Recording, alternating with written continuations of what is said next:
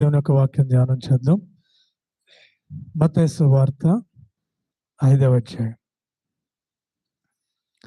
మత్తయి సువార్త 5వ అధ్యాయము మొదటి నుంచి చదువుతున్నాను చూడండి. ఆయన జనసమూహంలో చూసి కొండ ఎక్కి కూర్చుండగా ఆయన శిష్యులు ఆయన వద్దకు వచ్చిరి. అప్పుడు ఆయన నోరు తెరిచి ఇలాగూ బోధింపసాగాను.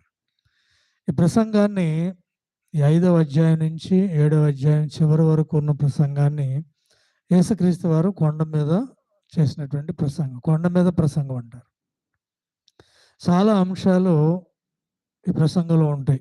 మనం ప్రార్థన ఎలా చేయాలని అంశం ఉంటుంది, ఉపవాస ప్రార్థన ఎలా చేయాలని ఉంటుంది, మన నీతి కార్యాలు ఎలా చేయాలని ఉంటుంది, తీర్పు గురించి ఉంటే చాలా విషయాలు ఉంటాయి. అలాగే ప్రారంభంలో ఆయన బోధించిన బోధ ఏంటంటే ధన్యతలు. 3వ వచనం నుంచి 11వ వచనం వరకు ఉన్న అంశాన్ని ధన్యతలు అంటారు.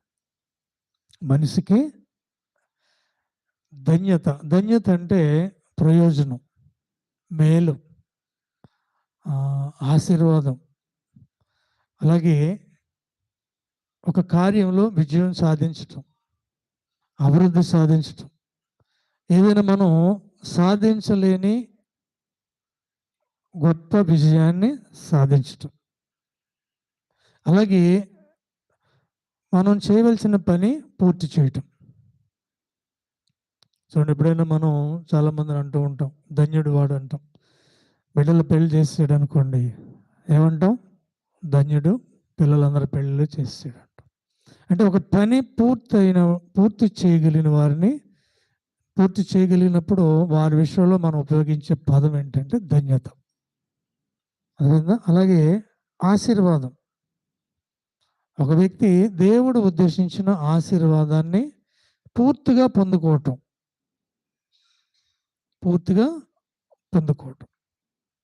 ఇలా మేలును చూపిస్తుంది.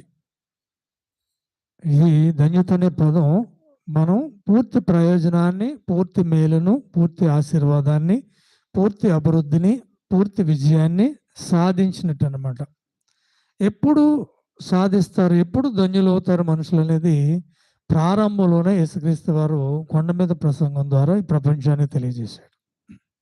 కొండ మీద ప్రసంగం ద్వారా ఒక మనిషి జీవితం ఎప్పుడు విజయం సాధిస్తుంది, ఎలా ఉంటే విజయం సాధించగలరు, ఎలా ఉంటే ఆ మనిషి జీవితం పూర్తయినట్టు, ఎలా ఉంటే ఆ మనిషి పూర్తి ఆశీర్వాదాన్ని పొందుకున్నట్టు, ఎలా ఉంటే ఆ మనిషి యొక్క జీవితం సార్థకమైనట్టు, సంపూర్తి అయినట్టు అని ధన్యతల ద్వారా ప్రారంభ బోధలోనే యేసుక్రీస్తు వారు ప్రపంచానికి తెలియజేశారు. బాప్తిస్మం ఇచ్చి యోహాను చెరపట్టబడిన తర్వాత మనం చూస్తే 4వ అధ్యాయము 17వ వచనం నుంచి ఆయన బహిరంగ పరిచర్యను ప్రారంభించారు. దాన్ని చూడొద్దులే, మీకు చెప్తాను, అర్థమవడం కూడా చెప్తున్నా. బహిరంగ పరిచర్య మీరు ముందు అధ్యాయం చూస్తే 4వ అధ్యాయం 17వ వచనం నుంచి ఉంటుంది. యేసుక్రీస్తు వారు బహిరంగ పరిచర్య ఎప్పుడు ప్రారంభించాడంటే 12వ వచనం చూసినట్టయితే బాప్తిస్మం ఇచ్చి యోహాను బంధించబడ్డాడు. ఆయన బంధించబడిన తర్వాత ఆయన బహిరంగ పరిచర్యను ప్రారంభించాడు. బహిరంగ పరిచర్య ప్రారంభించిన తర్వాత శిష్యులను పిలిచాడు. మిమ్మల్ని మనుషులు బట్టి జానరులుగా చేస్తానని శిష్యులను పిలిచాడు. శిష్యులను పిలిచి కొండ మీద ప్రసంగం ప్రారంభంలోనే ఆయన శిష్యులు ఆయన వద్దకు వచ్చినప్పుడు ఆయన నోరు తెరిచి ఇలాగూ బోధించాడంట. అదేందా? నోరు తెరిచి ఆయన బోధించాడు శిష్యులకి. ఏం బోధ చూడండి. ఆత్మ విషయమై దీనులైన వారు ధన్యులు, పరలోక రాజ్యము వారిది. హల్లెలూయా. ఇక్కడ ఒక రకంగా మనం చూస్తే శిష్యులకు ప్రత్యేకంగా బోధించినట్టుగా ఉంటుంది.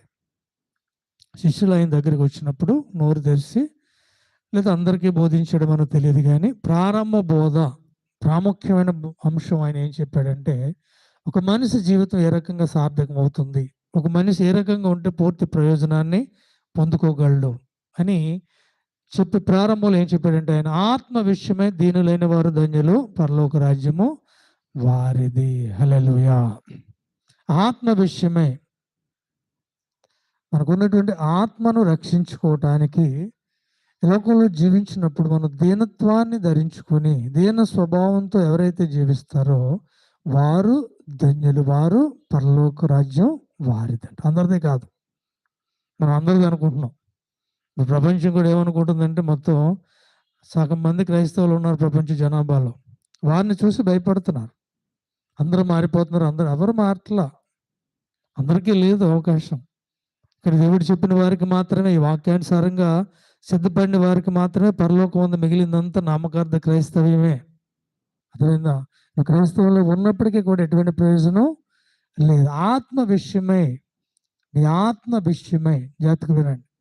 మనలో ఉన్నటువంటి ఈ జీవితాన్ని ఏమంటారు? క్రీస్తుని అంగీకరించిన కానీ ఆత్మీయ జీవితం అంటాం, ఆత్మీయ బిడ్డలు అంటాం, ఆత్మీయులు అంటాం, విశ్వాసులు అంటాం. ఇలా మనం రకరకాలుగా పిలుచుకుంటాం. ఎందుకని? మనలో ఉన్నటువంటి ఆత్మను నరకానికి పోకుండా రక్షించుకునే ప్రయత్నంలో మనం ఉన్నాం. ఈ ప్రయత్నంలో మనం ఎలా జీవించాలంట? ఆత్మ విషయమై దీనత్వాన్ని ధరించుకోవాలి. హల్లెలూయా, హల్లెలూయా. అర్థమైందా? ఎలా జీవించాలి? ఆత్మ విషయమై దీనత్వాన్ని ధరించుకోవాలి. ఆత్మ విషయమై. పరలోక రాజ్యంలో అబ్రహాము కూడా ఉన్నాడు. అబ్రహాము ధనవంతుడు. చాలామంది ఏమనుకుంటారంటే దీనత్వం అంటే ఏమీ లేకుండా జీవించడం అనుకుంటారు. కాదు. దీన స్వభావం వేరు, దీన జీవితం వేరు. మన స్వభావాన్ని దీనత్వంగా ఉంచుకోమంటున్నాడు దేవుడు. తను తాను తగ్గించుకునేవాడు హెచ్చించబడి, మనల్ని మనం తగ్గించుకుంటూ జీవించాలి. అప్పుడు పరలోకం వెళ్తామంట. ఇంకా రెండవది చూడండి, 4వ వచనం, దుఃఖపడివారు ధన్యులు, వారు ఓదార్చబడుదురు. మన ఆత్మీయ జీవితంలో దుఃఖం ఉందా లేదా? ఉందా లేదా?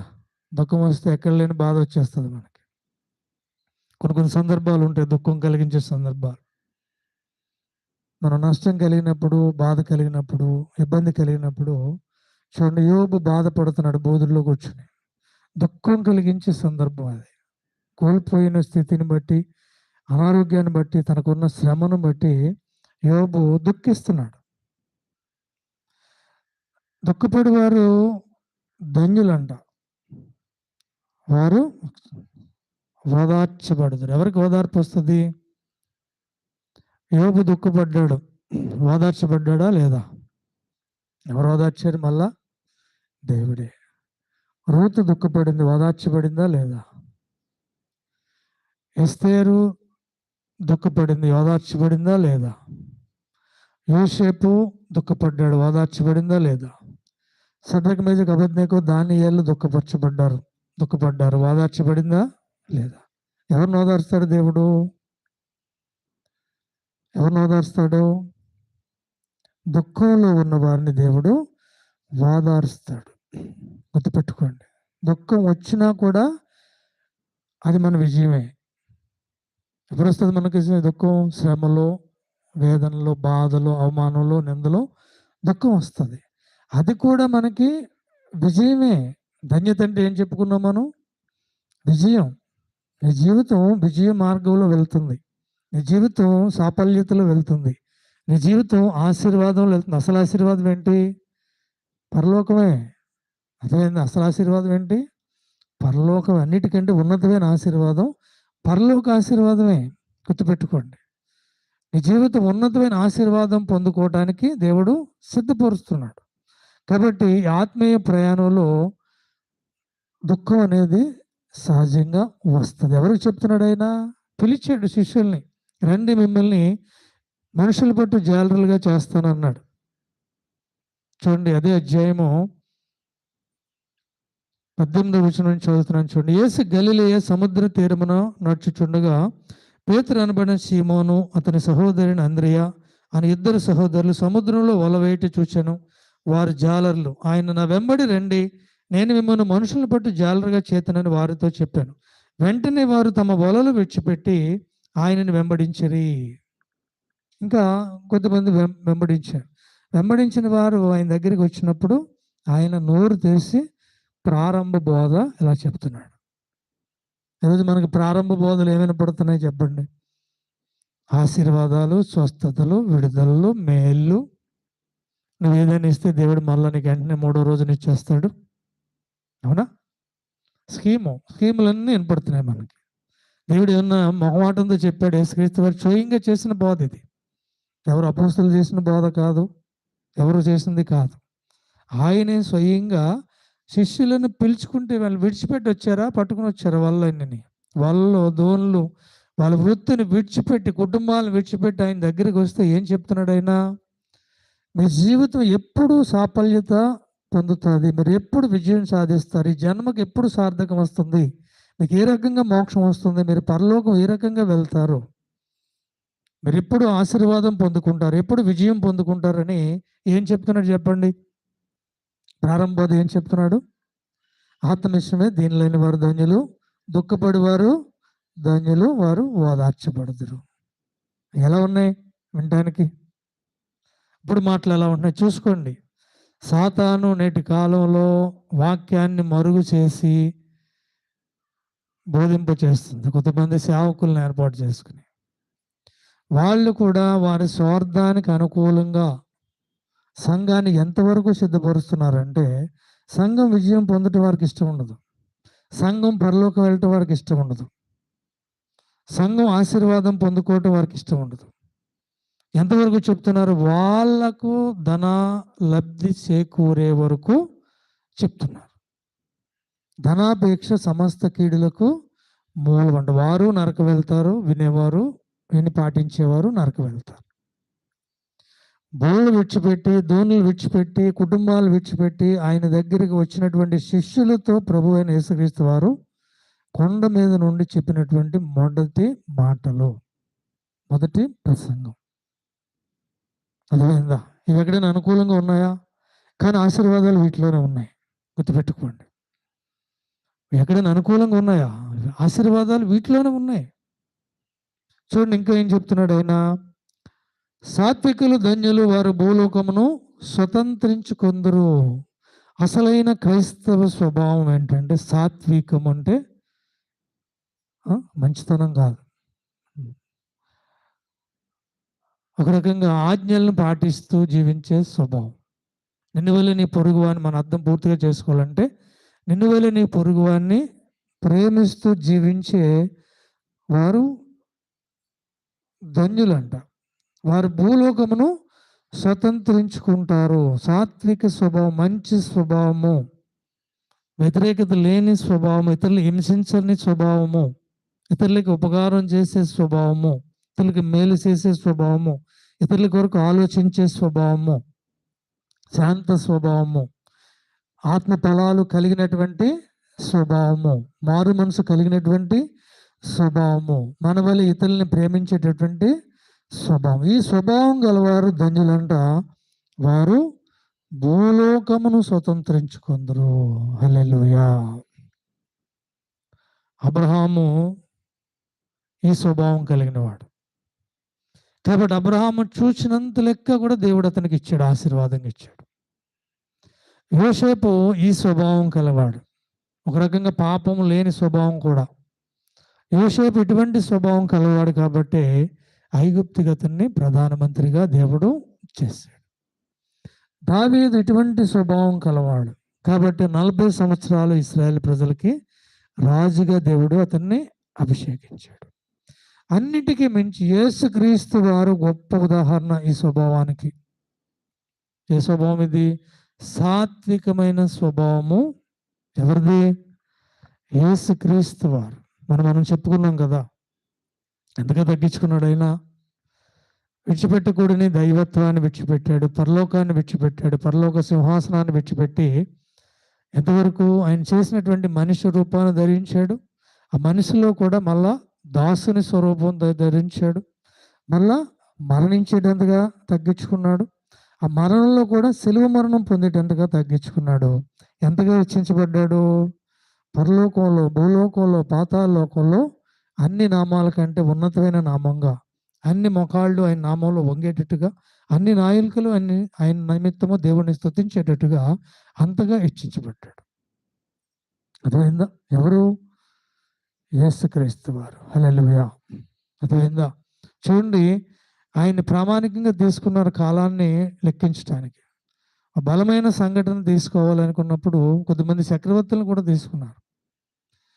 చక్రవర్తులు కూడా తీసుకున్నప్పుడు ఈయన స్వభావం వారిలో కనపడలేదు. ఈయన ఒక ప్రత్యేకమైన స్వభావంగా కనపడింది.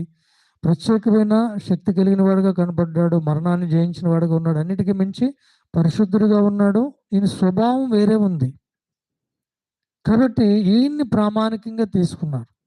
ఇప్పుడు ఈరోజు చాలా మంది మార్పు చూడండి, పౌలు చెప్పాడు, నేను క్రీస్తుని పోలి నడుచుకున్నట్టు మీరు నన్ను పోలి నడుచుకోండి. హల్లెలూయా.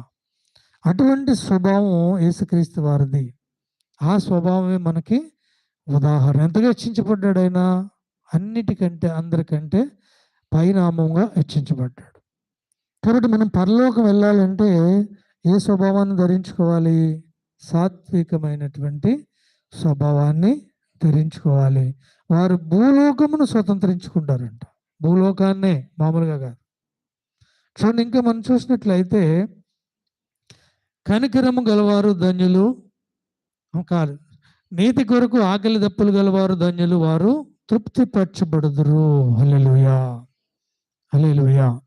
అర్థమైందా?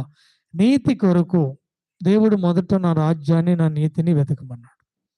అర్థమైంది? ఆయన రాజ్యంలో ప్రవేశించాలంటే మనం నీతిమంతులుగా తీర్చబడాలి. పరిశుద్ధాత్మ దేవుడు కూడా మనల్ని పాపం గురించి, నీతిని గురించి ఒప్పింపచేస్తాడు. ఈ క్రమంలో మనకి ఆకలి దప్పులు కలుగుతాయి. అర్థమైందా? దేవుని మార్గంలో ప్రభువుని అంగీకరించి మనం ఆయన మార్గంలో నడిచేటప్పుడు ఆకలి దప్పులు ఇప్పుడు కలుగుతున్నాయా, కలగట్లేదా? 40 రోజులు ఉపవాస క్రమాల్లో ఉన్నారంటే ఆకలి దాహం వేయట్లేదా? కాబట్టి ధన్యులు వారు తృప్తిపరచబడుదురు. హల్లెలూయా. అర్థమైందా? సాతాను కూడా మనల్ని ఎలా మోసం చేస్తాడంటే మన ఆకలిని చూపించి మోసం చేస్తాడు. యేసుక్రీస్తు వారిని కూడా అలాగే శోధించాడు. 40 రోజులు ఆకలితో ఉన్నావు కదా, రాళ్ళను రొట్టెలుగా చేసుకుని తినమన్నాడు. మనల్ని కూడా అలాగే శోధిస్తాడు. కానీ దేవుడి వాక్యం ఏం చెప్తుంది? ఒకవేళ నువ్వు నీతి కొరకు దేవుడిని నమ్ముకున్న తర్వాత ఉపవాస క్రమాలనే కాదు, కొన్ని సందర్భాల్లో ఆహారం లేని సందర్భాలు వస్తాయి. అర్థమైందా? నీతిమంతుడిగా తీర్చబడే క్రమంలో లాజరుకి ఆహారం లేదు, ధనవంతుడికి సమృద్ధిగా ఆహారం ఉంది. వాడికి ఉపవాసం అంటే ఏంటో తెలియదు, ఆకలి దప్పులు అంటే ఏంటో తెలియదు. ఇంకా పొట్ట పట్టకపోయినా ఇంకా తినుమా, తాగుమా, సుఖించుమా అంటున్నాడు. ఇంకా పెంచుకుంటున్నాడు. అదేవిధంగా జీర్ణాశయాన్ని ఇంకా పెంచుకుంటున్నాడు. ఎక్కడికి వెళ్ళాడు? పరలోక రాజ్యానికి అష్టపరచల అవకాశం లేదు. కానీ నీతి కొరకు నీతిమంతుడిగా తీర్చబడే క్రమంలో ఆకలితో లాజరు ఉన్నాడు. అదే అపోస్తులు ఆకలితో ఉన్నాడు. పేతురు పరిచర్య చేసి వచ్చి కొన్నేళ్ళు ఇంటికి వెళ్ళే ముందు ఆకలితో ఉన్నాడు. పౌలు 3 రోజులు సముద్రంలో ఆకలితో ఉన్నాడు. చెరసాల్లో ఆకలితో ఉన్నాడు. కానీ వారు తృప్తిపరచబడ్డారు. అంటే పరలోక ఆశీర్వాదం. ఏమంటున్నాడు పౌలు? పరలోకంలో నా కొరకు కిరీటం ఉంచబడింది. హల్లెలూయా. అసలు ఎవరు తృప్తి పొందుతారంటే చూడండి, లోకంలో ఎంత సంపాదించినా తృప్తి ఉంటుందా? పౌలు ఏమంటున్నాడు? తృప్తి ప్రకటిస్తున్నాడు, సంతృప్తిని. నా పరుగు తుదముట్టించి తిని, నా మంచి పోరాటము పోరాడి తిని. అది సంతృప్తితో వచ్చేటటువంటి మాటలు. ఏమన్నాడు? పరలోకంలో నా కొరకు ఆశీర్వాదం సిద్ధపరచబడి ఉంది. ఎక్కడ, ఎందుకు వచ్చింది అతనికి?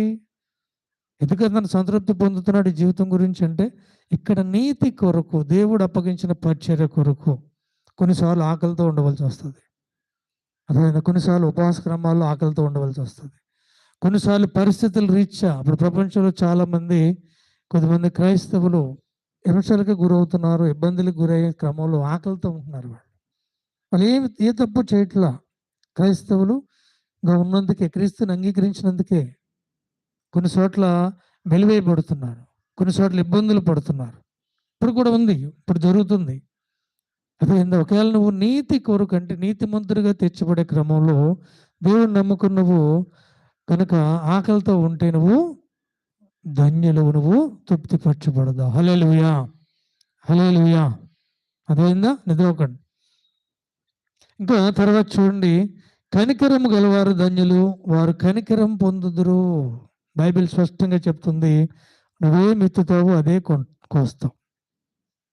అర్థమైందా? ఇతరుల విషయంలో నువ్వు ఎలా ఉంటావో నువ్వు అలాగే అదే నువ్వు పొందుకుంటావు. నువ్వు తీర్పు విషయంలో నువ్వు ఎలాగైతే ఇతరులను క్షమిస్తావో నువ్వు క్షమించబడతావు. ఇతరులని పట్ల పొరపాట్లు చేసినప్పుడు నువ్వు క్షమిస్తే నువ్వు క్షమించబడతావు. అర్థమైందా?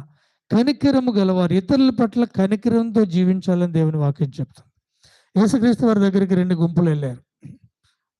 ఒక గుంపు గురించి ఆయన మాట్లాడుతున్నారు. నేను ఆకలితో ఉన్నాను, మీరు నాకు ఆహారం పెట్టలేదు. నేను వస్త్రహీనుని అయినాను, నాకు వస్త్రాలు ఇవ్వలేదు. నేను సరసాల్లో ఉన్నాను, నన్ను పరామర్శించలేదు అంటున్నాడు.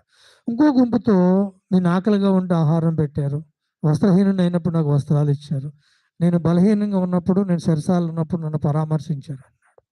ఎప్పుడు చేశాం ప్రభు ఇవన్నీ అంటే, ఇవన్నీ కూడా అవసరతలో ఉన్న వారికి మీరు చేశారు. ఆకలితో ఉన్నవాడికి ఆహారం పెట్టారు, వస్త్రాలు లేనివాడికి వస్త్రాలు ఇచ్చారు.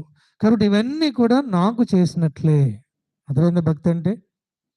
కేవలం మనం దేవుని ఆరాధిస్తాం, పూజిస్తామంటే సరిపోదు. యెషయా గ్రంథం 58వ అధ్యాయంలో కూడా రాయబడి ఉంటుంది. అర్థమైందా? భక్తిలో మన ఇతరుల కొరకు కూడా కనికరము కలిగి ఉండాలి. యోబు అంటాడు, నా ఇంటికి వచ్చిన వాడు ఎవరు కూడా ఆకలితో తిరిగి వెళ్ళలేదు. పరదేశం వచ్చినప్పుడు నేను ఆశ్రయం ఇచ్చాను, నా ఇంట్లో పనివారిని కూడా నేను చాలా ప్రేమగా చూశానని యోబు సాక్ష్యం చెప్తున్నాడు. అదే ఇతరుల పట్ల కనికరము కూడా ఉండాలి. ఆ కనికరాన్ని బట్టే దేశాల నుంచి, ఇతర దేశాల నుంచి మన దేశానికి మిషనరీలు చాలామంది మిషనరీ పరిచర్యకు వచ్చి ఎన్నో హాస్పిటల్ ఉంటాయి చూడండి. చెన్నై నుంచి మొదలుకొని ఇలా వైజాగ్ వరకు కూడా ఇంకా ఇక్కడ ఏరే ప్రాంతాల్లో కూడా ఉంటాయి. సముద్ర తీరాన్ని వారు హాస్పిటల్ కట్టించారు. అప్పుడు కూడా రన్ అవుతున్నాయి. ఎందుకని? పేదలకు వైద్యం కొరకు కనికరం. ఇప్పుడు బోళ్ళు రోగాలతో బాధపడుతున్నారు. భారతదేశంలో భయంకరమైన రోగాలు ఉన్నాయి. అటువంటి రోగాలతో బాధపడేటప్పుడు కనికరంతో దేశం కాని దేశం నుంచి వారందరూ వచ్చి దేవుని పరిచర్య నిమిత్తం వాళ్ళు ఇక్కడ సేవ చేశారు. హాస్పిటల్ పరిచర్య కూడా చేశారు, చదువు పరిచర్య, విద్యా పరిచర్య చేశారు. దేన్ని బట్టి? కనికరాన్ని బట్టి. ఇతరుల పట్ల కనికరం. లేకపోతే మాకు ఏ దేశంలో బాధపడితే మాకు సంబంధం ఉందనుకుంటే ఈరోజు క్రైస్తవులు కూడా పక్కింటి వాళ్ళు బాధపడినా పట్టించుకోరు. అది దేవుడు అంగీకరించే భక్తి కాదు. కనికరము గలవారు ధన్యులు, వారు కనికరం పొందుతారు. ఇతరుల పట్ల నీకు కనికరం లేకపోతే కనికరం పొందం. ధనవంతుడికి ఏమి లేదు, ఎదురుగుండానే ఉన్నాడు లాజరు గుమ్మాలో, కుక్కలతో ఇబ్బంది పడుతున్నాడు పాపం. ఎంగిలి మెతుకులు తింటున్నాడు.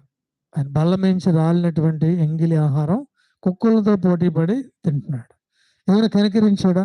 అనారోగ్యంతో ఉన్నాడు లాజర్, ఆయన కనికరించాడా? వాడి కనికరం ఏమైనా జరిగిందా? డైరెక్ట్గా వెళ్ళిపోయాడు. అదేందా? మీరు ఏమనుకుంటారంటే ఇలా కఠినంగా ఉన్న వాళ్ళకి ఆశీర్వాదాలు వచ్చేస్తాయి అనుకుంటారు. మీరేం చూస్తారు చెప్పండి? ఇప్పుడు నేను చెప్పిన వాళ్ళని ఎవరైనా మీరు చూస్తారా? ఎవరిని చూసుకుంటారు మీరు లేచింది మొదలుకొని? ధనవంతుడి వంటి ఆశీర్వాదాలు ఉన్నవాడిని చూసుకుంటారు. నాకు ఎందుకు ఇవ్వట్లేదు అంటారు. ఇస్తాడు దేవుడు. ఇస్తే ఎక్కడికి పోతాం? నరకానికి పోతాం. అర్థమైందా? అది ఆశీర్వాదం కాదు. అర్థమైందా? పరలోక ఆశీర్వాదం వేరు, ఈ లోక ఆశీర్వాదం వేరు. గుర్తుపెట్టుకోండి. ఈ లోక ఆశీర్వాదాలు కనుక ఎక్కువ ఇస్తే మనం తప్పిపోతాం. కాబట్టి ఎంతవరకు ఇవ్వాలి అంతవరకు ఇస్తాడు. ఓ ధనవంతుడు వచ్చాడు యేసుక్రీస్తు వారి దగ్గరికి. ఏమడుగుతున్నాడు? పరలోకం అడుగుతున్నాడు. పరలోకం అడిగితే ఏం చెప్పాడు ఆయన? నీ దగ్గర ఉన్న ఆస్తి అంతా అమ్మి పేదలకు ఇచ్చి నన్ను వెంబడించమన్నాడు. ఏమీ లేదు ఆయన దగ్గర. కనికరము లేదు, దీనత్వం లేదు, ఇక్కడ ఉన్న లక్షణాలు ఏమీ లేవు. ఆస్తి ఇచ్చేస్తే ఆకలితో ఉండటానికి ఇష్టపడలేదు, దుఃఖం వస్తుంది దుఃఖపడటానికి ఇష్టపడలేదు, ఇంకేం ఇష్టపడలేదు? దీన స్వభావాన్ని ధరించుకోవడానికి, ఆస్తి లేకుండా జీవించడానికి ఇష్టపడలేదు. ఏం కోల్పోయాడు? పరలోక రాజ్యం. ఏం కోరుకుంటున్నాడు? పరలోకమే కోరుకుంటు. మనం కూడా అదే కోరుకుంటాం. కానీ ఏం అడుగుతాం? ధనవంతులే నన్ను ఆశీర్వదించు ప్రభువా. నీకు ధనం ఇస్తాడు దేవుడు, కానీ నీకు ఎటువంటి మనసు ఉండాలంటే దేవుడు విడిచిపెట్టమన్నప్పుడు విడిచిపెట్టగలిగిన మనసు ఉంటేనే నీకు ధనం ఇస్తాడు దేవుడు. చూసుకోండి, అబ్రహాముకి ఇచ్చాడు, విడిచిపెట్టమన్నప్పుడు విడిచిపెట్టాడు. బిడ్డనిచ్చి విడిచిపెట్టమన్నప్పుడు విడిచిపెట్టాడు. యోబుకి ఇచ్చాడు, విడిచిపెట్టమన్నప్పుడు విడిచిపెట్టాడు. రూతుకి ఇచ్చాడు, విడిచిపెట్టినప్పుడు కూడా భక్తిగానే ఉంది. యోసేపుకి ఇచ్చాడు, విడిచిపెట్టమన్నప్పుడు విడిచిపెట్టాడు. అర్థమైందా? జాగ్రత్తగా వినండి. విడిచిపెట్టమన్నప్పుడు విడిచిపెట్టగలిగే స్వభావం ఉంటే దేవుడిస్తాడు. నేను విడిచిపెట్టనన్న స్వభావం కనుక మనకు ఉంటే దేవుడు ఇవ్వకపోవటమే మంచిది. ధనవంతుడికి ఇచ్చాడు, తిరిగి వెళ్ళిపోయిన ధనవంతుడికి ఇచ్చాడు. ఏమైనా ప్రయోజనం ఉందా? అక్కడ ఒక మాట ప్రకటించాడు, ధనవంతుడు పరలోక రాజ్యంలో ప్రవేశించడం కంటే ఒంటి చూదిబెజ్జంలో ఉంచి వెళ్ళటం చాలా సులభం అన్నాడు. ఎందుకని? మనం విడిచిపెట్టని స్వభావం లేని వారికి ఎంత ఇవ్వాలో అంత ఇస్తాడు దేవుడు. గుర్తుపెట్టుకోండి. మనకి ఇవ్వలేదు కదా అనుకోకండి. ఎన్ని కోల్పోతాం కదా మనం ఇస్తే. ఎన్ని కోల్పోతాం. ఎన్ని కోల్పోతే ఏం కోల్పోతాం? పరలోకం కోల్పోతాం. ఈరోజు క్రైస్తవులందరూ ఇదే లెక్కేసుకుంటున్నారు. ఇవన్నీ అసలు లెక్కలోకి తీసుకోవట్లా. ఈ బోధలన్నీ మూసేసి పేజీలు అసలు తీయకుండా, అర్థమైందా? వాళ్ళకి అనుకూలంగా ఉన్న పేజీలన్నీ తీసి ప్రభు స్వస్థపరిచాను, ప్రభు దయ్యాలు వెలగొట్టాను, ప్రభు ఆశీర్వదించాను, అవి ఉన్నాయి. ఆయన చెప్పిన మాటలు ఏంటనేది తీసుకోవాలి ప్రామాణికంగా. అర్థమైందా? ఏం చెప్తున్నాడు ఆయన? కనికరము గలవారు ధన్యులు, వారు కనికరము పొందుదురు. హల్లెలూయా. అపోస్తులు సేవ చేశారంటే కనికరంతోనే. యేసుక్రీస్తు వారు సిలువ వేయబడ్డాడంటే కనికరంతోనే, మనుషుల కొరకే. ఇంకా చూడండి ఇంకేం చెప్తున్నాడు? హృదయ శుద్ధి గలవారు ధన్యులు, వారు దేవుని చూచెదరు.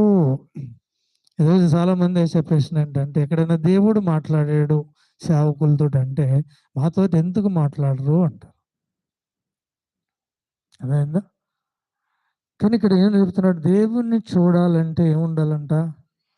హృదయ. మరి మన శుద్ధి ఉంటుందా? హృదయం అన్నిటికంటే మోసకరమైంది, ఘోరమైన వ్యాధి కలితే. మనకు వచ్చిన జబ్బులన్నీ పట్టించుకుంటాం. కనీసం కాలు చిన్న నొప్పి వచ్చినా చాలా చాలా బాధపడిపోతాం.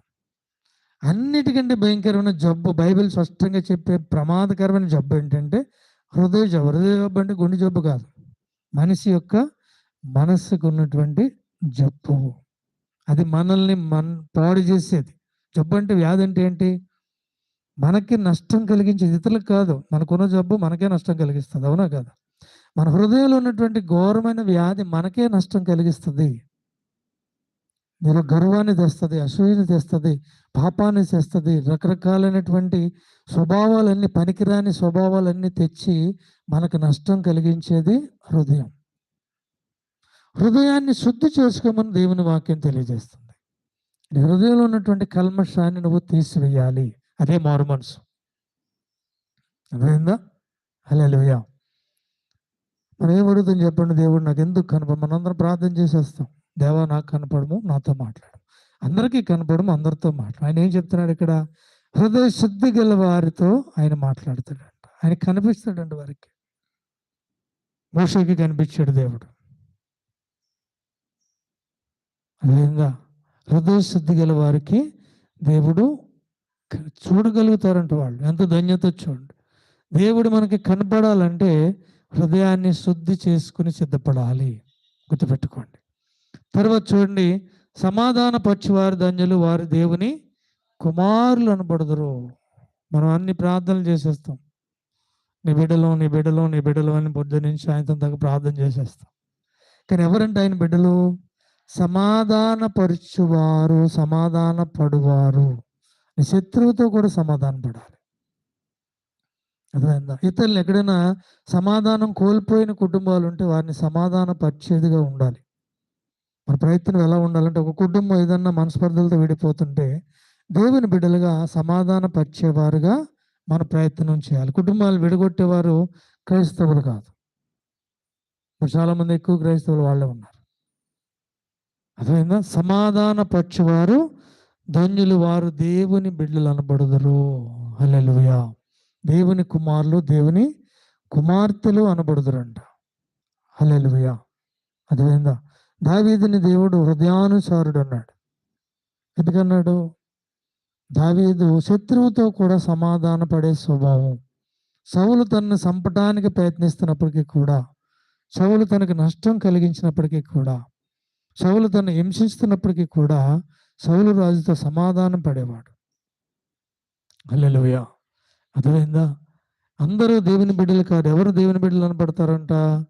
సమాధాన పరచువారు దేవుని కుమారులు అనబడతారు. తర్వాత చూడండి 10వ వచనం, నీతి నిమిత్తము హింసించబడి వారు ధన్యులు, పరలోక రాజ్యము వారిది. మన లిస్టులో హింస ఉందా లేదా? ఇంకా మనకు రాలేదు. ఎక్కడైనా హింసించబడుతున్నారు అనేసరికి మనం ప్రార్థనలు చేసేస్తాం. ఆ హింసల నుంచి వాళ్ళని తప్పించే ప్రభు, హింస ఉండకూడదు, నాకు హింస ఉండకూడదు అనుకుంటాం. ఎవరంట?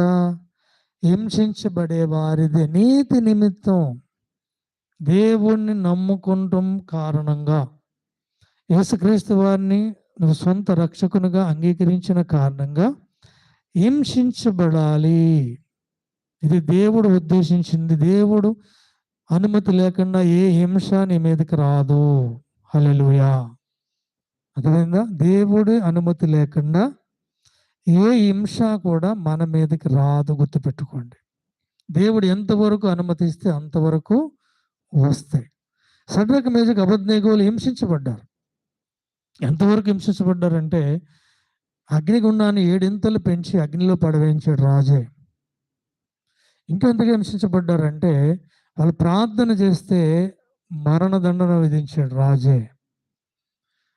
దానియేలుని సింహాల బోన్లో వేయించాడు రాజే. అర్థమైందా? వారు హింసించబడ్డారు. చూడండి, హింసించబడ్డ వారు ఎక్కడ ఉన్నారు? పరలోక రాజ్యంలో ఉన్నారు. హింస లేకుండా నేను పరలోకం వెళ్ళిపోదాం అనుకుంటే అది సాధ్యం కాదు. నువ్వు దారి తప్పేసినట్టే లెక్క. నీ రూట్ ఏదో మారిపోయింది.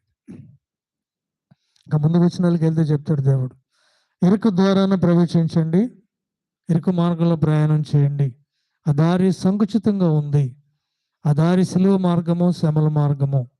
ఆ దారిలోనే మీరు రావాలి. వేరే దారిలో వెళ్తే నరకానికి పోతారు. విశాల మార్గంలో వెళ్ళే వాళ్ళు చాలా మంది ఉన్నారు. మీరు ఆ దారి వెతకొద్దు. ఈరోజు ఏ దారి వెతుకుతున్నారు చెప్పండి? అసలు ఎవరైనా నాకు హింస ఉంది, నాకు శ్రమ ఉందని ఎవరైనా అసలు ఆలోచిస్తున్నారా? ఎక్కడ ఎక్కడ ప్రార్థనలు జరుగుతాయి, ఆశీర్వాద ప్రార్థనలు అంటే అక్కడికి వెళ్ళిపోతున్నారు. అదంతా వ్యాపారం. గుర్తుపెట్టుకోండి, అదంతా వ్యాపారం. ఎంతవరకు అంతవరకే. దేవుని నామాలో కార్యాలు జరుగుతాయి, జరగవంటలా. కానీ మీకు మోక్షం రాదు. ఆ మార్గంలో వెళ్తే పరలోకం వెళ్ళరు, నరకానికి వెళ్తారు. రోజు ఎవరికి వాళ్ళు సొంత మార్గాన్ని ఏర్పాటు చేసుకుంటున్నారు. సొంత మార్గాన్ని ఏర్పాటు చేసుకుంటే పరలోకం వెళ్ళరు. ఇది యేసుక్రీస్తు వారు స్వయంగా లోకానికి తెలియజేసినటువంటి ఆ మార్గంలో వెళితే ఇటువంటి ధన్యులు అవుతారు. ఎప్పుడు జీవితం సార్థకం అవుతుంది, ఎప్పుడు నువ్వు విజయం సాధిస్తావు, ఎప్పుడు నువ్వు అభివృద్ధి సాధిస్తావు, ఎప్పుడు నువ్వు ఆశీర్వాదం పొందుకుంటే ఎప్పుడు పరలోకం చేరుతావు అనేది స్పష్టంగా చెప్పాడు. చూడండి, ఇదేం నిమిత్తం అంట? నీతి నిమిత్తం. చాలా మంది ఏమనుకుంటారు, ఏమంటారు, ఏమైనా ప్రశ్నలు వస్తాయి మీకు చెప్పండి. నేను నీతిగానే బతుకుతున్నాను, ఎవరికి అన్యాయం చేయట్లేదు, నేను చాలా నమ్మకంగా ఉన్నాను, దేవుని పట్ల యథార్థంగా జీవిస్తున్నాను, అయినా నాకు ఎందుకు ఈ కష్టం వచ్చిందంట. ఎవరికి వస్తాయని చెప్తున్నాడు ఈయన? నీతి నిమిత్తం. నువ్వు దేవుని నమ్ముకున్నందుకే వస్తాయి. ఇంకొక చోట ఏం చెప్తున్నాడు? నీతిమంతునికి కలుగు ఆపదలు ఎన్నంట? కొన్న దుష్టుడికి ఒకటే. జాతగారండి, దుష్టుడికి, భక్తిహీనుడికి ఒకటే ఆపద. ఇంకా నిలబడ్డం, డైరెక్ట్ వెళ్ళిపోతాడు. ధనవంతుడికి ఏమైనా ఆపద వచ్చిందా? ఏ ఆపద వచ్చింది? మరణం వచ్చింది. ఎక్కడ పోయాడు? నరకానికి పోయాడు. భక్తిహీనుడు ఎక్కడున్నట్టంట? అప్పుడు చాలామంది ఏమనుకుంటారంటే, నాకు కష్టం లేదు, నాకు శ్రమ లేదు. శ్రమపడే వాళ్ళు శ్రమపడనివ్వండి. శ్రమపడే సంఘం వైపు కూడా ఎవరు చూడండి. మన సంఘంలో ఎంతమంది ఉంటారు, కారణం అంతే. అర్థమైందా? మన సంఘంలోకి అందరూ రాలేరు. నామకార్థ సంఘంలోకి చాలామంది వెళ్ళొచ్చు. కొన్ని మంచి సంఘాలు కూడా ఉన్నాయి, ఎక్కువ మంది ఉన్న సంఘాలు. నేను అది విమర్శించట్లేదు, కానీ శ్రమపడే సంఘంలోకి చాలా దేవుని అనుమతి లేనివాడు ఎవడు రాడు. గుర్తుపెట్టుకోండి, దేవుడు అనుమతి లేనివాడు ఎవరు రారు. ఈరోజు మనం ఏం చూస్తున్నాం చెప్పండి? చాలామంది ఏమనుకుంటున్నారంటే, నాకు బాగుంది, నా జీవితం చాలా బాగుంది, నమ్మకార్థంగా జీవించే వాళ్ళకి ఎన్ని రావు, పరలోకం కూడా రాదు. మన దైవజనుడు చెప్తున్నాడు, లాజరుకి దేవుడు ఆహారం ఇవ్వలేదు, వస్త్రాలు ఇవ్వలేదు, ఆరోగ్యం ఇవ్వలేదు, ధనం ఇవ్వలేదు, ఆస్తి ఇవ్వలేదు, గృహం ఇవ్వలేదు, బంధువులు ఇవ్వలేదు, ఆదరించేవారిని ఇవ్వలేదు, కానీ పరలోకం ఇచ్చాడంట. ఎందుకని? ఎన్ని లాజర్ జీవితంలో కనపడతాయి. దుఃఖం ఉంది, పాపం కుక్కలు అతని పుండ్లను నాకుతున్నాయి, ఆకలి ఉంది, బాధ ఉంది, అవమానం ఉంది, ఎదురుగుండా ధనవంతుడు సుఖిస్తున్నాడు, ఆదరించేవాళ్ళు లేరు, ఆశ్రయం లేదు, ఎండకి ఎండుతూ వానకు ధరుస్తూ ఉన్నాడు. కానీ ఎక్కడ ఎందుకు హింసించబడ్డాడు? నీతి నిమిత్తం, నీతిమంతుడిగా తీర్చబడే నిమిత్తం. హల్లెలూయా. అదే అపోస్తులు కూడా హింసలు ఎదురైనాయి. మనందరినీ నీతిమంతులుగా తీర్చడానికి యేసుక్రీస్తు వారు శిలువ మీద హింసించబడ్డాడు. అర్థమైందా? అలాగే ప్రజల్ని రక్షణ మార్గంలో నడిపించడానికి అపోస్తులు హింసించబడ్డారు, సంఘాలు హింసించబడ్డాయి. సంఘాలు హింసించబడ్డాయి. ఆది సంఘాన్ని ఎవరు హింసించేవారు? సాక్షాత్ పౌలే హింసించేవాడు. ఇప్పుడు ఇంకా పరిస్థితులు లేవు, అయి ఉంటే అసలు ఎవరైనా మందిరానికి రారు. స్త్రీలను జుట్టు పట్టుకుని ఈడ్చుకెళ్ళిపోయేవాడు అంట పౌలు. అర్థమైందా? అదే మళ్ళా సేవకుడయ్యి తనే హింసను భరించాడు. ఎందుకు భరించాడు? హింసించడం సులువుగా ఉంటుందా? హింసను భరించడం సులువుగా ఉంటుందా? ఎందుకని? పౌలు పరుగు ఇదే, గుర్తుపెట్టుకుని మన పరుగు కూడా అదే. హింసలు ఉంటాయి. మనకెవరు కిరీటాలు ఇక్కడ ఎవరు? పరలోకాలు ఇస్తారు. దేవుడు నమ్ముకున్నావు కదా, నీతిమంతుడిగా జీవిస్తున్నావు కదా, నువ్వు బాగా బతుకుతున్నావు అని ఎవరు చెప్పరు. పాపంలో బతికేవాడిని చాలామంది సపోర్ట్ చేస్తారు. ఎందుకని? ఇది మనకు దేవుడు ఏర్పాటు చేసిన మార్గం. గుర్తుపెట్టుకోండి. నీతి నిమిత్తం హింసించబడివారు ధన్యులు, పరలోక రాజ్యం వారిది. ఒక గుంపు కనపడుతుంది 7వ అధ్యాయం 14వ వచనంలో, ప్రకటన గ్రంథంలో. వీరు ఎక్కడి నుంచి వచ్చారు? వీళ్ళందరూ ఇంత జనసమూహం కనపడుతుంది, తెల్లని వస్త్రాలు వేసుకున్నారు. వీరు ఎవరంటే వీరు మహాశ్రమల నుంచి వచ్చారు. మహాశ్రమలు అంటే ఇవే. ఇవన్నిటినీ మనం అనుభవిస్తూనే వెళ్ళాలి. గుర్తుపెట్టుకోండి. ఇక్కడ ఈ లోకంలో కూడా శ్రమ లేకుండా ఏది రాదు. లోకంలో పని ఎవరైనా ప్రశాంతంగా బతుకుతున్నాడు అంటే ఎవడో లేరు. ఎవరు ఉన్నారా? ఎందుకని? ఆది నుంచే శ్రమ వచ్చింది. శ్రమట వచ్చి బతుకాలం అంతా కూడా శ్రమట వచ్చి శ్రమపడే బతకాలి. ఎవరైనా ఏ మేలైనా చూడండి, బాగా చదువుకోవాలి, మంచి ఉద్యోగం రావాలంటే బాగా చదువుకోవాలి, కష్టపడి రాత్రి పగలు చదివితేనే వస్తుంది. అదే ఏదైనా ఉన్నత స్థితికి వెళ్ళాలంటే వ్యవసాయం చేసినా, వ్యాపారం చేసినా, ఉద్యోగం చేసినా, చేతి పని చేసినా, ఎంత కష్టపడితే అంత ఉన్నత స్థితికి మనం వెళ్తాం. అలాగే పరలోకం అనేది ఏది తేలిగ్గా రావట్లేదు. గుర్తుపెట్టుకోండి, పరలోకం కూడా తేలిగ్గా రాదు ఎవరికి కూడా. యేసుక్రీస్తు వారు సాక్షాత్ ఆయనే స్వయంగా ప్రకటించినది ఏంటంటే శ్రమల మార్గం, సిలువ మార్గం, ఇరుకు మార్గం. ఇవన్నీ కూడా ఎక్కడ ఉంటాయి? ఏ మార్గాలు ఉంటాయి? యేసుక్రీస్తు వారి మార్గంలో ఇవన్నీ ఉంటాయి. ఇవన్నీ లేని మార్గంలో మనం వెళ్తున్నామంటే సాతాను మార్గంలో ఏమి ఉండవు. సాతాను మార్గంలో ఏమైనా ఉన్నాయా? ధనవంతుడికి ఏం చూపించాడు? ఇంకా తిను, ఇంకా ఆస్తుంది కదా, ఇంకా తిను, బాగా ఎక్కువ తినమని చెప్పాడు. వాడికి ఏముంది? ఎక్కడ పోయింది? పరలోకం పోయింది, నరకం వచ్చింది. అదే ఈరోజు చాలామంది క్రైస్తవులు కోరుకునేది ఆ మార్గాన్ని కోరుకుంటున్నారు, కానీ మనం దారి తప్పి బతుకుతున్నాం అని ఎవరికి తెలియట్లేదు. ఇంకా చూడండి 11వ వచనంలో కూడా, నా నిమిత్తము జనులు మిమ్మల్ని హింసించి మీ మీద అబద్ధముగా చెడ్డ మాటలల్లా పలుకున్నప్పుడు మీరు ధన్యులు. ఏంటంటే దేవుని నిమిత్తము హింసించి, నిందించి, మీ మీద అబద్ధముగా చెడ్డ మాటలు పలుకున్నప్పుడు మీరు ధన్యులు. ఇవన్నీ మనకు ఉన్నాయా లేవా? ఎక్కడ లేని బాధ వచ్చేస్తుంది మనకి. ఎవరైనా నిందేశారంటే, ఎవరైనా బాధ పెట్టారంటే ఏమవుతుంది చెప్పండి? వెంటనే మీరు బాధపడుతున్నారా లేదా? ఏం చేస్తున్నారో చెప్పి బాధ, కోపం వస్తున్నారా? అవట్లేదు. దేవుడు నమ్ముకున్న మూలం నాకు బాధ వచ్చింది అనుకుంటున్నారా లేదా? అవునా? మరి చూడండి ఏం చెప్తున్నాడు ఆయన, సంతోషించి ఆనందించడి, పరలోకమందు మీ ఫలము అధికమగును. ఇలాగున వారు మీకు పూర్వముందున్న ప్రవక్తలను కూడా హింసించిరి. ఆది నుంచి ఉన్న ప్రవక్తలందరూ అనుభవించారు. హింసలు, బాధలు అన్ని ఆది నుంచి ఉన్నాయి. ఇప్పుడే కాదు, ఆది నుంచి కూడా ఈ బాధలు, ఇబ్బందులు అన్నీ కూడా ఉన్నాయి. ఇవన్నీ మనం దేవుణ్ణి నమ్ముకున్నందుకు. ఎవరైనా ఇందాక కూడా చెప్పారు కదా, బ్రదర్ చెప్పారు, ఏ మాటలు చెప్పారు మీరు? సిస్టర్స్ ఇద్దరు. మీరు ఏం చేయాలి రేపటి నుంచి, ఈరోజు నుంచి? అర్థమైంది. ఎవరి నిమిత్తం వస్తే ఏం చెప్తున్నాడు? నా నిమిత్తము జనులు, మనుషులే. అర్థమైందా? వేరే ఏం కాదు, మనుషులే మిమ్మును నిందించి, నిందలు వచ్చినాయా రాలేదా?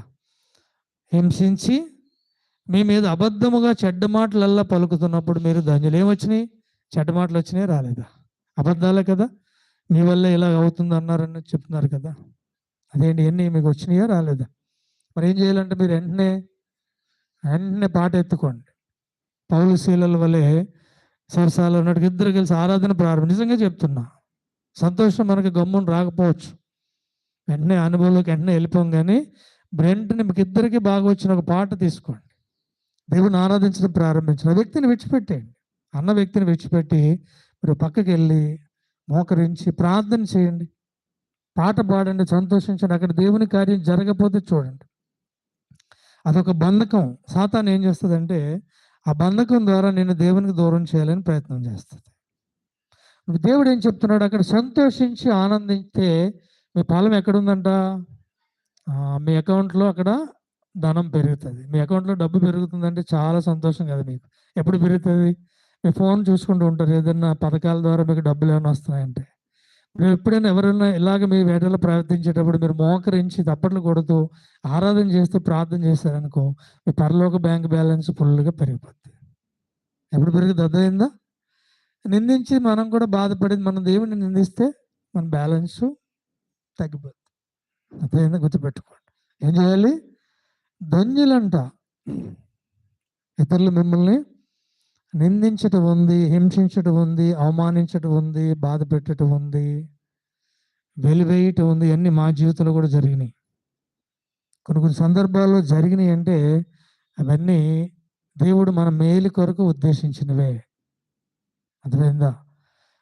ప్రారంభంలో ఎందుకు జరుగుతున్నాయి అనుకునే వాళ్ళని తెలియక, కానీ క్రమేణా మనం చూస్తే దేవుల్లో బలపడ్డాం, దేవుల్లో బలపడ్డాం.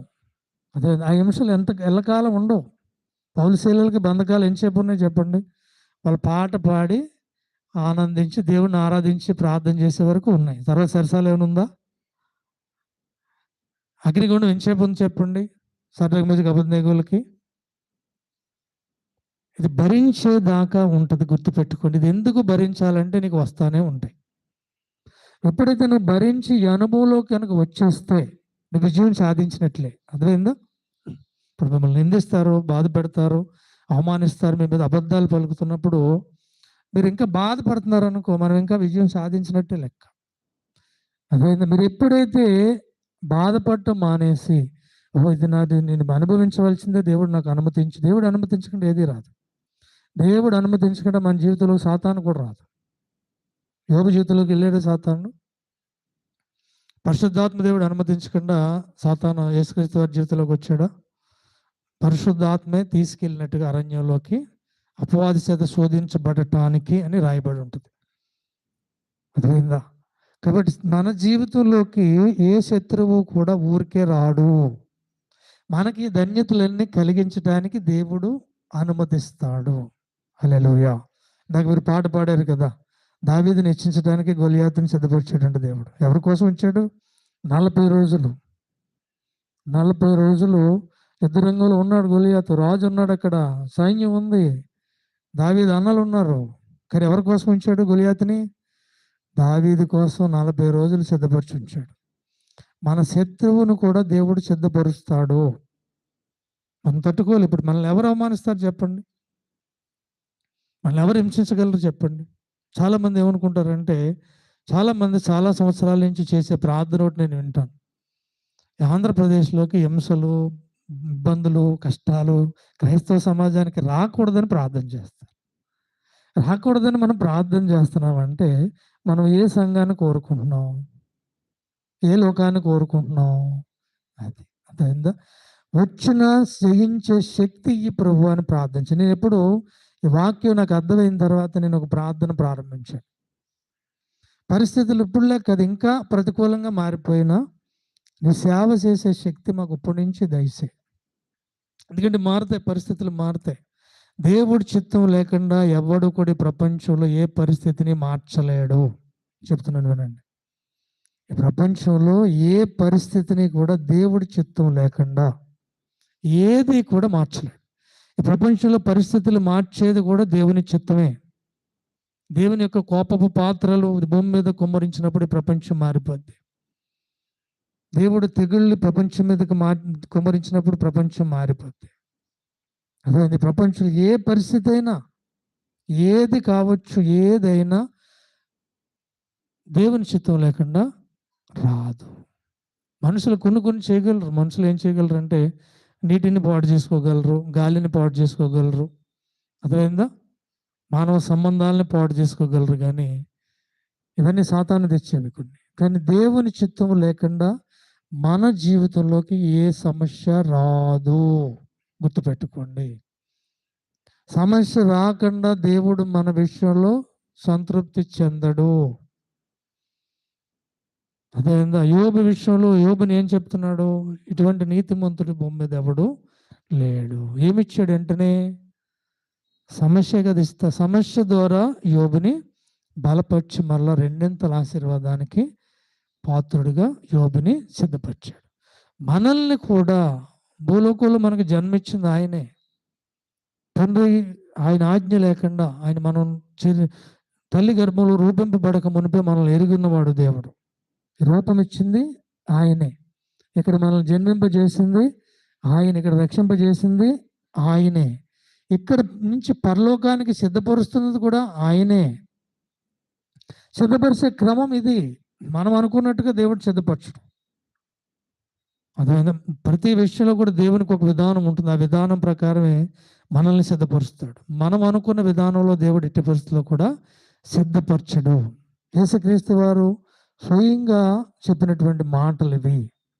అదేవిధంగా ఇవి కలిగేటప్పుడు మనం ఎలా ఉండాలంటే సంతోషించి ఆనందించి పరలోకమందు మీ ఫలం అధికమైపోద్దంట. ఈలాగున వారు మీకు పూర్వమందుండిన ప్రవక్తలను కూడా ఇది ఎవరికి మినహాయింపు కాదు. గుర్తుపెట్టుకోండి. నామకార్థ సంఘంతో ఎప్పుడు కూడా పోల్చుకోవద్దు. అర్థమైందా? ఈ లోక ఆశీర్వాదాలతో ఎప్పుడు కూడా పోల్చుకోవద్దు. లోక ఆశీర్వాదాలు నీకు ఇస్తాడు దేవుడు. ఎంతవరకు? విడిచిపెట్టగలిగినంత వరకు ఇస్తాడు. ఏదైనా దేవుడు విడిచిపెట్టమన్నప్పుడు విడిచిపెట్టగలిగే మనసు ఉంటే ఇస్తాడు. ఇవ్వలేదని ఎవరు బాధపడకండి.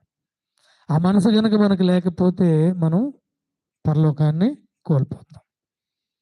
దేవుడు ఏ తీసిస్తున్న అదే పౌలు చెప్తాడు, నేను ఏ స్థితిలో ఉన్నా సంతృప్తి కలిగి జీవించటం నేర్చుకున్నాను. అదేవిధంగా ఇది కావాలి సంఘానికి. ఏ స్థితిలో ఉన్నా సంతృప్తి కలిగి ఉండటం నేర్చుకోవాలి. అది నేర్చుకున్నప్పుడు మనం ఈ స్థితి గుండా ప్రయాణించగలుగుతాం. అది నేర్చుకున్నప్పుడు ఏమొస్తుంది? మనకి ఈ స్థితి నాకు ఎందుకు ఇచ్చావు దేవా అని ప్రశ్నిస్తాం. మనం దేవుడు సిద్ధపరిచే క్రమంలోనే ఉన్నాం. దేవుడు నడిపించే క్రమంలోనే. ఎక్కడ మనం మార్గం తప్పిపోలా. గుర్తుపెట్టుకోండి. దేవుడు మనల్ని లోకంలో జన్మింపజేశాడు. ఇక్కడ రక్షించుకుని ఆయన కుమారుని ద్వారా మనల్ని పరలోకానికి సిద్ధపరుస్తున్నాడు. సిద్ధపరిచే క్రమం ఇది. మనం ఇలా ఉంటే విజయం సాధిస్తావు. ఇలా ఉంటే నీ జన్మ సార్థకం అవుతుంది. ఇలా ఉంటేనే నువ్వు నిజ క్రైస్తవుడిగా నిజ క్రైస్తవురాలుగా ఉంటావు. ఇలా ఉంటేనే నువ్వు సేవ చేయగలుగుతావు. ఇలా ఉంటేనే దేవుని యథార్థ సంఘంలో ఉండగలుగుతావు. ఇలా ఉంటేనే దేవుని యొక్క పరలోక రాజ్యంలో నువ్వు చేరగలుగుతావు. ఇంకో మార్గం ఏమీ లేదు. ఎవరికైనా పూర్ణముండిన ప్రవక్తలకు కూడా ఇది తప్పలేదంట. యేసుక్రీస్తు వారికి కూడా తప్పలేదు. మనిషి ఆయన జన్మించి ఆయన ఇక్కడ శ్రమే కదా ఆయన అనుభవించింది. ఇవన్నీ ఆయన జీవితంలో కనపడతాయి. ఇవన్నీ కూడా నన్ను పోలి నడుచుకోమన్నాడు ఆయన. అదేందా? ఇవన్నీ కూడా ఆయన జీవితంలో కనపడతాయి. దుఃఖం ఉంటుంది, బాధ ఉంటుంది, నిందలు ఉంటాయి, అవమానం ఉంటుంది, ఆకలి ఉంది, వేదన ఉంది. ఎక్కడ కూడా ఆయన బాధపడినట్టుగా ఎక్కడ ఉండి సిలువ మీద కూడా సంతోషంగా ఆయన అందరి కొరకు ప్రార్థన చేశాడు. అదేవిధంగా యేసుక్రీస్తు వారిని ఉదాహరణగా తీసుకోవాలి. మనం ఆయన శరీరంలో మనం భాగంగా ఉన్నామంటే మనకు కూడా అంతే. ఆయనకి ఏం సమయం అన్ని ఆయన పాప విమోచన కొరకు సిలువ వేయబడ్డాడు. మనం సిలువను మోయవలసిన వారమే ఉన్నాం. వేయబడక్కర్లేదు కానీ సిలువను మోయాలి. సిలువలో ఇవన్నీ ఉంటాయి. అదేవిధంగా కాబట్టి దేవుడు మన జీవితంలో ఇవన్నీ అనుమతించాడంటే దేవుడు మనల్ని హెచ్చించటానికి, పరలోకంలో మన ఫలాన్ని అధికం చేయటానికి. అట్టి కృప దేవుడు మనకు అనుగ్రహించను గాక. ప్రార్థన చేయాలి. ఏది ధన్యకరమైన జీవితమో, ఏది అభివృద్ధి కలిగినటువంటి జీవితమో, ఏది విజయం సాధించినటువంటి జీవితమో, ఏది సార్థకత కలిగినటువంటి సాఫల్యత కలిగినటువంటి జీవితమో, ఏది పరలోక భాగ్యాన్ని పొందుకునే జీవితమో వాక్యం ద్వారా ఈరోజు మాకు తెలియజేస్తున్నాం ప్రభువా.